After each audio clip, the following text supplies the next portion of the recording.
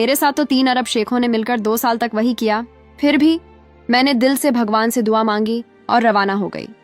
जब हवाई जहाज ने उड़ान भरी, मेरी आंखों में आंसू थे। दुबई पहुंचने पर विकास के साथी ने मेरा स्वागत किया। एक अरब आदमी मुस्कुराते हुए बोला, हम तुम्हें घर ले जाएंगे। मुझे कार में बिठाया गया। रास्ते भर मैं खिड़की से बाहर देखती रही, चौड़ी सड़कें, चमकती गाड़ियां, ऊंची इमारतें।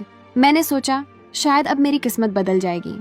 पर जब उस घर पहुंची जहां मुझे काम करना था तो सारा भरम टूट गया। वो घर बहुत बड़ा था, संगमरमर की दीवारें, सुनहरी झूमरें, महंगा फर्नीचर। पर वहां कोई बुजुर्ग औरत नहीं थी, बल्कि 3 अरब शेख रहते थे, अमीर, सूरज और विक्रांत। मैंने झिझकते हुए उस आदमी से पूछा जो मुझे छोड़ने आया था, मैं किसके घर काम करूंगी? उसका नाम मनोज था। वो मुस्कुराया और बोला, यही तुम्हारा घर है, तुम यहीं रहोगी और सबकी सेवा करोगी। अगले दिन से मेरा काम शुरू हुआ। सुबह से रात तक सफाई, खाना बनाना, कपड़े धोना। दिन में मुश्किल से कुछ पल आराम के मिलते। वो तीनों शेख बहुत अमीर थे, पर उनके मिजाज में घमंड और हुकूमत झलकती थी। एक रात खाने की मेज पर शेख अमीर ने कहा, राधा, तुम बहुत खूबसूरत हो। हमारे यहाँ की औरतें भी तुम जैसी नहीं। मैंने सिर झुका लिया, कुछ न बोली। पर उस रात के बाद सब कुछ बदल गया।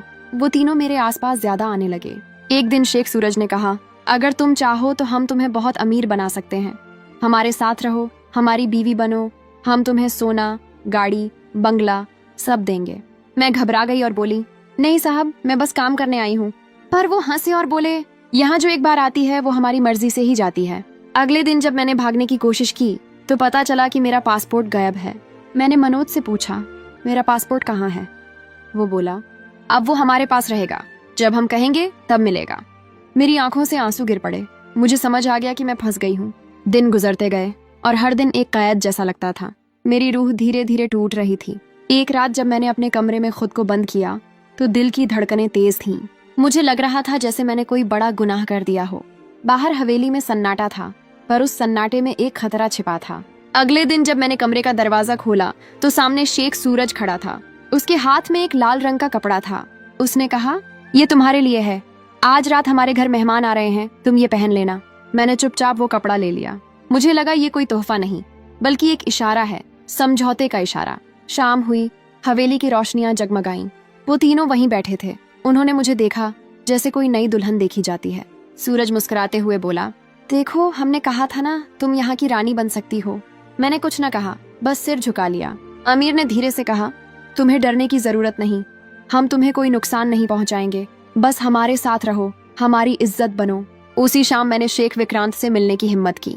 मैं उसके कमरे में गई और बोली, अगर मैं यहाँ रहूं तो क्या मेरे घर वालों का ख्याल रखा जाएगा? विक्रांत ने गहरी आवाज में कहा, हाँ, तुम्हारे परिवार को हर महीने पैसे भेजे जाएंगे और तुम यहाँ की मालकिन बनोगी, नौकरानी की तरह नहीं। मेरी आंखें आंसुओं से भर आईं।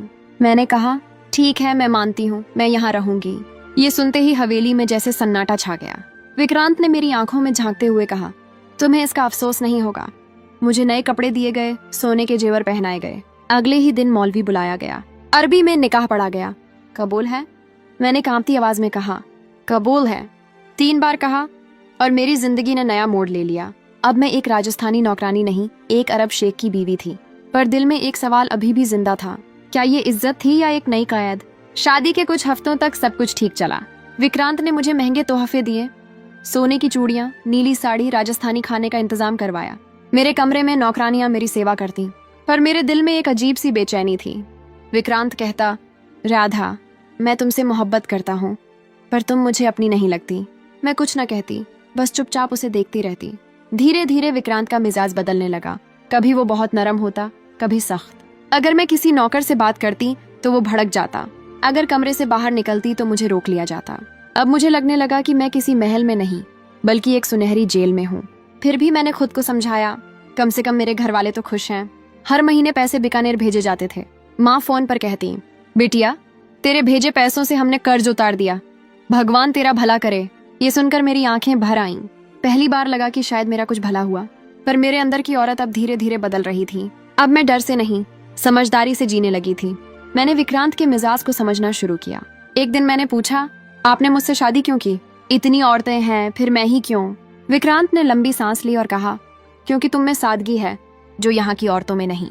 मैं चाहता था कोई मुझे समझे, पर शायद मैं खुद किसी को न समझ सका। उस पल पहली बार उसने मुझे बराबरी से देखा। धीरे धीरे हमारे बीच बातें बढ़ने लगी। उसने अपने बचपन की बातें बताई, अपने परिवार के झगड़ों की, अपनी तन्हाई की। मुझे लगा ये वही आदमी है जिसने मुझे डराया था और अब वही अपने जख्म मुझे दिखा रहा है। रात को अकेली बैठती तो सोचती शायद कोई भी पूरी तरह बुरा नहीं होता, हालात उसे ऐसा बना देते हैं। मैंने उसके लिए खाना बनाना शुरू किया, उसके कपड़े चुनने लगी। पहली बार विक्रांत ने कहा, राधा तुम मेरी बीवी नहीं, मेरा सुकून हो। मेरे दिल में कुछ हलचल हुई। शायद अब मैं उसे नफरत से नहीं, एक अजीब से अपनापन से देखने लगी थी। धीरे धीरे हवेली का माहौल बदलने लगा। अब मैं बाहर जा सकती थी, बाजार घूम सकती थी, फोन पर घर वालों से वीडियो कॉल पर बात करती थी। एक दिन मैंने बाबूजी से कहा, अब मैं ठीक हूँ, यहाँ सब अच्छा है। बाबूजी की आवाज आई, खुश रह बिटिया, तूने बहुत सहा है। उस रात छत पर बैठकर आसमान देखा, वही आसमान जो बीकानेर में देखती थी। मुझे लगा जिंदगी सिर्फ मजबूरी नहीं, समझदारी से जीने की एक कला भी है। मैं अभी हवेली की चारदीवारी में थी, पर अब खुद को कैद नहीं समझती थी, क्योंकि मैंने हालात को कबूल करना सीख लिया था। उसी रात जब विक्रांत ने मेरा हाथ पकड़ा तो पहली बार मैंने दिल से उसका हाथ थामा। एक साथ वीरानी और सुकून मेरे दिल में उतर आए। हवेली का हर कोना अब मुझे पहचानने लगा था। जहाँ कभी डर डर कर कदम रखती थी, वहां अब मेरी मुस्कान गूंजती थी। नौकर चाकर मुझे मालकिन कहते, पर मेरे अंदर एक खालीपन अब भी था, एक सन्नाटा जो हर रात मेरे साथ जागता था। विक्रांत अब पहले जैसा नहीं रहा था। उसकी आंखों में अब गुस्से की जगह नरमी आ गई थी।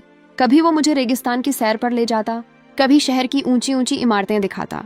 एक दिन मैं गाड़ी में बैठी बाहर देख रही थी, दूर तक सुनहरी रेत, ऊंटों के काफिले, डूबता हुआ सूरज। दिल में एक हलचल थी।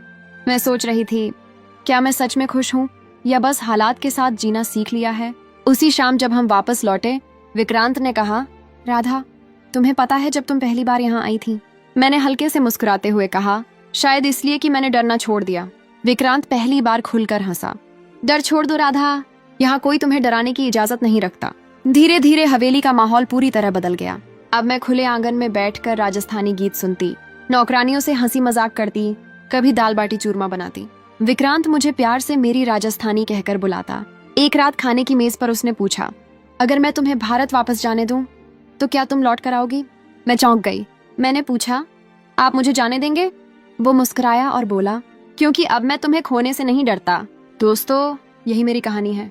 अब तुम बताओ, क्या ये इज्जत थी या एक नई कैद? क्या मैंने जीना सीख लिया या बस हालात से समझौता कर लिया?